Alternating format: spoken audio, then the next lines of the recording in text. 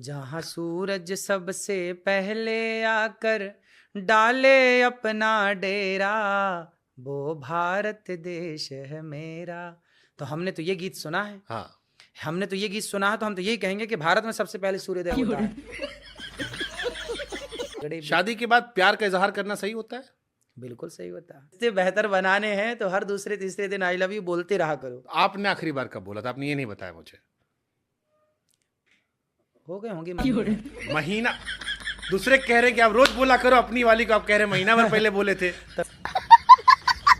तो बोलना चाहिए हम सबको। तो 4 लाइन महाराज जी, क्या खूब लगते हो। क्या खूब लगते हो।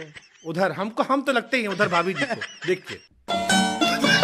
तो दोस्तों, शुरू के क्लिप देखकर आप समझ गए होंगे कि आज का वीडियो कैसा होने वाला है, और ये वीडियो मैं अभी आपको पूरा दिखाने वाला हूं। उससे पहले मैं आपको ये बता दूं, ये वीडियो सिर्फ और सिर्फ एंटरटेनमेंट के लिए बनाई गई है, ना कि किसी की भावनाओं को ठेस पहुंचाने के लिए। तो इस वीडियो को सिर्फ और सिर्फ एंटरटेनमेंट की नज़र से ही देखें, ना कि दिल पे लें। और हाँ, इस वीडियो को देखने से पहले मैं आपको ये बता दूँ, इन बाबा को आपने कहीं ना कहीं ज़रूर देखा होगा, जो कि मेम्स बहुत ज़्यादा वायरल होते हैं और कुछ लोग इनकी मजाक भी बनाते हैं। और वैसे भी मैं इस वीडियो को बनाने का मकसद मेरा कोई मजाक नहीं है, बस एंटरटेनमेंट कराना है। तो बिना टाइम गवाए करते हैं वीडियो को स्टार्ट। बच्चों को क्या समस्याएं हो गई हैं, हमें तो याद ही नहीं होता। हम पढ़ते हैं, हमें तो याद ही नहीं हो रहा। क्यों?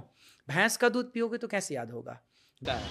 गाय का दूध पियेंगे ना, तो गाय का दूध याददाश्त को बढ़ाता है। और जो पैकेट वाला दूध पीते हैं उनका? अब तो इसलिए तो बोल रहे हैं कि इसलिए घर में गाय रखना चाहिए। हम यहाँ सोसाइटी में रहते, कहाँ से गाय रख ले? मैं घर पे गाँव गाय है, लेकिन नोएडम गाय कहाँ रख ले हम? तो ऐसी जगह घर बनाइए ना कि एक गाय भी हो। तो फिर खाने का पैसा का नहीं मिलेगा, नौकरी चाकरी से जा। लेकिन फिर महाराज जी को हम सुनते हैं, महाराज जी कहते हैं सबसे पहले सूर्योदय कहाँ होता है? तो जहाँ सूरज सबसे पहले आकर डाले अपना डेरा, वो भारत देश है मेरा। तो हमने तो ये गीत सुना है। हाँ, हमने तो ये गीत सुना है, तो हम तो यही कहेंगे कि भारत में सबसे पहले सूर्योदय होता है। बट ये तो गीत है ना महाराज जी। अरे तो भाई गीत तो फिर गीत लिखा तो ऐसे ही अब है ऐसे ना। तो हम भी सुने कि हमारा इंडिया का नेशनल गेम हॉकी है, राष्ट्रीय भाषा हिंदी है। अब ये नहीं है। बात तो सही है। ना हिंदी राष्ट्रीय भाषा है, ना नेशनल गेम हॉकी है। हम तो बचपन में किताब में पढ़े थे, हमारी किताब में भी लिखा तो था। हमने तो यही सुना है कि सूरज सबसे पहले आकर डाले अपना डेरा, वो भारत देश है मेरा। तो मैंने कह दिया मेरा भारत सबसे पहला है। शाबाश। लो जी, अब बाबा जी गानों से और फिल्मों से सीख ले रहे हैं। हम सोचे थे कि बाबा से ज्ञान ले ले, लेकिन हमें ऐसा लगता है कि बाबा को हमें उल्टा ज्ञान देना ना पड़े, और फिल्मों से सीख कर बाबा हमें बता रहे हैं। तो यार क्या बता रहे हैं? वहां झगड़े शादी के बाद प्यार का इजहार करना सही होता है? बिल्कुल सही होता है। तो अनिरुद्धाचार्य जी ने भाभी जी को आखिरी बार आई लव यू कब बोला था? हम तो बोलते ही रहते हैं, कब बोला और था? कथा में हम सबको बोलते हैं कि आप भी हर दूसरे तीसरे दिन आई लव यू बोलते रहा करो। रिश्ते बेहतर बनाने हैं तो हर दूसरे तीसरे दिन आई लव यू बोलते रहा करो। आपने आखिरी बार कब बोला था? आपने ये नहीं बताया मुझे। हो गए होंगे महीने भर। महीना। दूसरे कह रहे हैं कि आप रोज बोला करो, अपनी वाली को आप कह रहे हैं महीना भर पहले बोले थे। तो ऐसा है ना कि जहाँ झगड़े लड़ाई की ज्यादा संभावना हो वहां रोज बोलो। हाँ, दूसरे दिन में बोलो। और अपनी वाली जो लड़ाई झगड़े की अपनी कोई वाली संभावना नहीं है। तो जहां अच्छी है वहां मत बोलो। मतलब खराब हो तो वहां रोज बोलो, और अच्छी मिल जाए बीवी तो ना बोलो। महाराज जी, क्या खूब लगती हो। क्या खूब लगते हो। उधर हम तो लगते ही हैं उधर भाभी जी को देख के। बड़े सुंदर दिखते हो, ये कन्हैया के लिए हम गाते हैं। हाँ, फिर से कहो, कहते रहो, अच्छा लगता है मेरे कान्हा का मुखड़ा, बड़ा सुंदर लगता आप है। भाभी जी के 1 महीना पहले आई लव यू बोले, हमने गाना गाने कहा, उसमें भी आपने वो प्यार को श्री कृष्ण पे डाल दिया। फिर पत्नी तो आपकी एक ही है ना। आप कहते हैं 2 मत रखो, आप कहते हैं गर्लफ्रेंड मत बनाओ। आपकी इकलौती बीवी के लिए हम आपसे कह रहे हैं गाना गाओ, आप नहीं गा रहे हो। तो गाना हम गाते हैं ना। अभी हम देखो, जो पति पत्नी का प्यार है ना, वो ऐसा हो कि कोई देखे ना। ठीक, अच्छा। चलता है। एक आया कि शादी हो गई, कहा हाँ, कहा कैसे हुई, कहा पत्नी लाए हैं उड़ीसा से 80,000 में। महाराज जी पूछे 1.5 लाख वाली भी थी? 1.5 लाख वाली ज्यादा चलेगी। अब उन्होंने बात ही हंसी की, तो मैंने भी थोड़ा कहा चलो हंस लेते हैं, सबको हंसा देते हैं। तो ये 1.5 लाख वाले बेहतर होती? 80,000 में ये थी। तो वो बोला कि मैं 80,000 की लाया हूँ पत्नी। तो मैंने कहा भाई 1.5 लाख की भी मिलती है, थोड़ा ब्रांडेड ले आता, लोकल ले आया होगा। तो छोड़ के अब वो कह रहा है कि मेरी पत्नी लाया मैं, हाँ। और इसे प्यार किसी और से हो गया। तो मैंने कहा सस्ती ले आया फिर।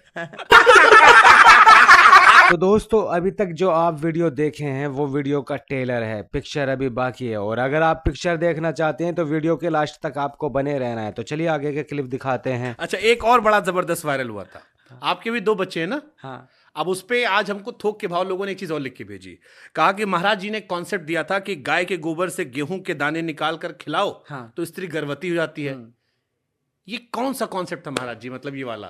क्योंकि इसमें तो अभी हमने एक IVF के डॉक्टर का इंटरव्यू किया था, आप उनकी दुकान बंद करवा दोगे ये सही हो गया तो?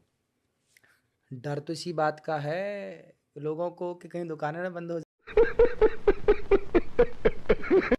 गाय को पहले गेहूं खिलाए, फिर गाय ने गोबर किया, फिर गोबर में से गेहूं छांटे, उसे फिर उसको सुखाए, धुले, साफ करे कई बार, फिर उसको सुखाया, फिर गेहूं की बढ़िया रोटी बनाई, भोग लगाया भगवान जी को, पाओ।